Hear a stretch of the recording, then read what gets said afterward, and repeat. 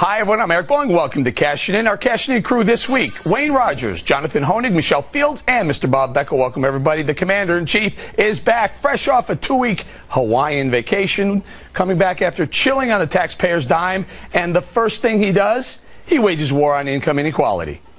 And we've got to do more to make sure that all Americans share in that growth. Michelle, nice 2 weeks away vacation, and then now income inequality. That's the big push.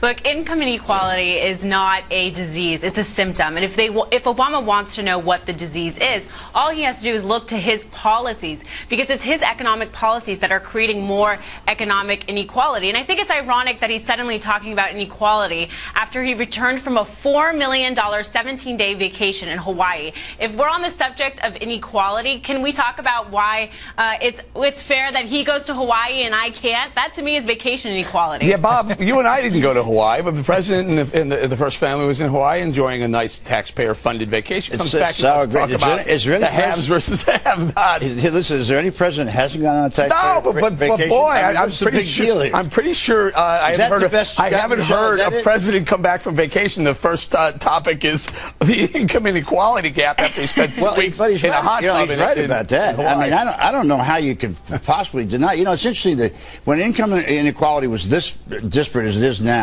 in the late 1800s, we led to a recession. In the 1920s, led to the Depression.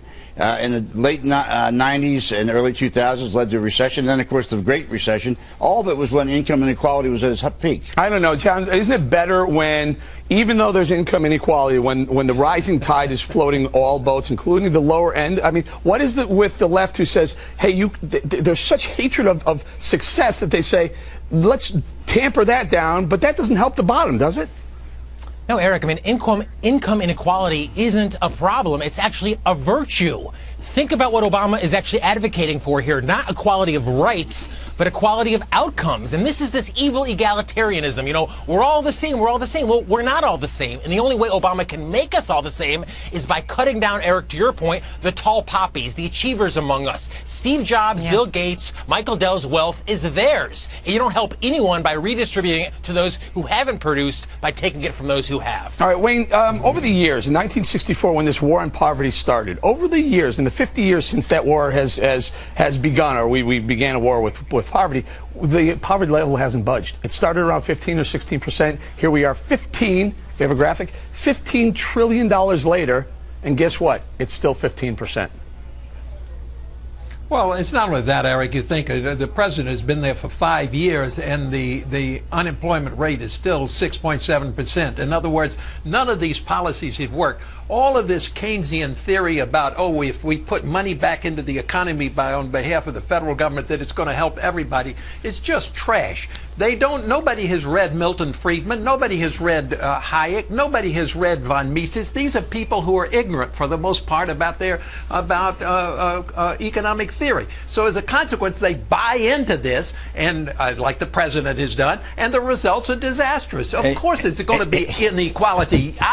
You can't have a degree in rocket science and think that you're going to have the same equality level as a guy who's never gone to school.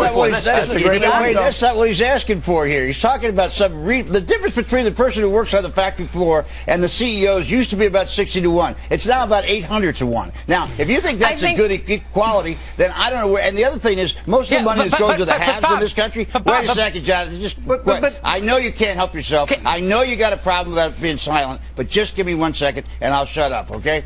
And the fact of the matter is, all this wealth is being concentrated in the hands of very wealthy people. It's not circulating in the economy. It's in bonds and stocks.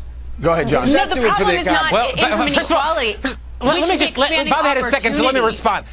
Bonds and stocks, Bob, for one thing, are part of the economy. When the rich earn money, they actually invested in the economy to create jobs. Where? But to your original point, let me just make the point. If the CEO is making $700 million, Bob, someone's paying their salary. In a free economy, shareholders, someone is actually paying that salary. If the government's not paying it, it's not being paid by force. It's actually it's being earned in a free market, and that's what you and the president are against. You're against individuals achieving their own happiness. Well, hold on.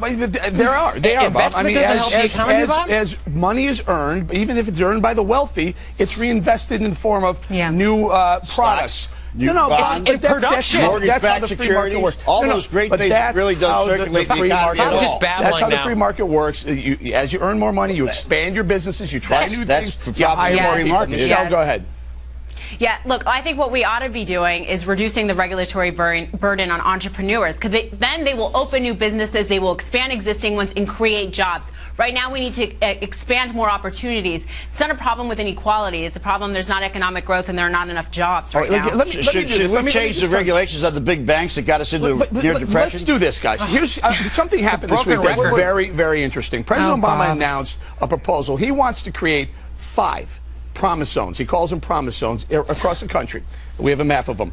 Here's the issue. He says he's going to lower taxes, he's going to reduce regulatory burdens, and that's going to stimulate growth. Jonathan, let me start with you here. Bring it around. Wayne, you're on deck. But if that works in 5 promise zones, why wouldn't that work for the whole country? America is supposed to be the promise zone, Eric. Obama should be focusing on equality of liberty, not equality of income. What egalitarianism seeks is not making us all equal in terms of wealth. It's making us all equal in terms of misery, and that's exactly what Obama's policies are creating. Wayne, what about it? How about making America a promise zone? Well, no, de Tocqueville, writing in 1831, you've heard me say this before, wrote that Americans are more enamored of equality than they are of freedom, and that's the problem. Equality is not, everybody doesn't have to be equal. Why do we have this persistence that everybody has to be equal? It's crazy. It destroys any incentive that anybody has to do anything else. Let me ask Bob. Let me ask Bob. Bob, if it's going to work in 5 zones, lowering taxes, lower regulation, and that's supposed to stimulate economic activity, I got news for I'll be his economic advisor for a day and say, you know what, President Obama, let's do it across for everybody. First, let me just say that Jonathan wallowing in misery really breaks my heart. I've got a crying towel right off the set here because Jonathan's in such terrible shape. But the point is here that if you get when you talk about what the president's talking about as promise zones, the only way you're going to attract businesses in is to do that kind of thing, right? All right. So let's do it for everyone. Businesses fled there because they went away from places that had a few union people. But you just said the most important thing. The only way you're going to attract business to these promise zones is by doing these things, lowering the taxes. Why not do it? Why not making the federal income, the corporate business rate, lower? It's 35%. Make it 15%. And why?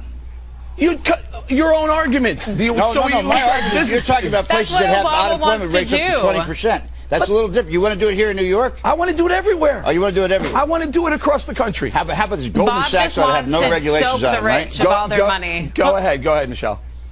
All Bob wants to do is just soak the rich of all their money. What we should be doing is reducing taxes for everyone, reducing the regulatory burden. We need jobs. It's not about stealing from the rich and redistributing it.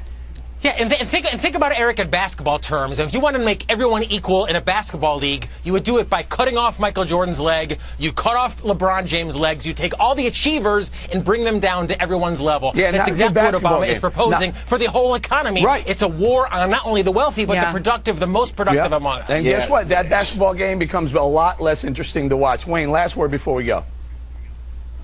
Well, I was going to say something, but to Bob's credit, he talked earlier about the banks. The banking system, as we know, has concentrated wealth in practically 5 banks control most of the banking assets in the United States. But that's not the problem that was created. That was created by the Congress and created by the president himself. They abandoned the Glass-Steagall Act and they allowed this to happen. That's why these things happen, because people allow them to happen instead of fighting against that and fighting for individual rights and for rights that are for the people themselves. I don't want to watch this anymore. We're going to have to leave it there. Good discussion, though, you guys.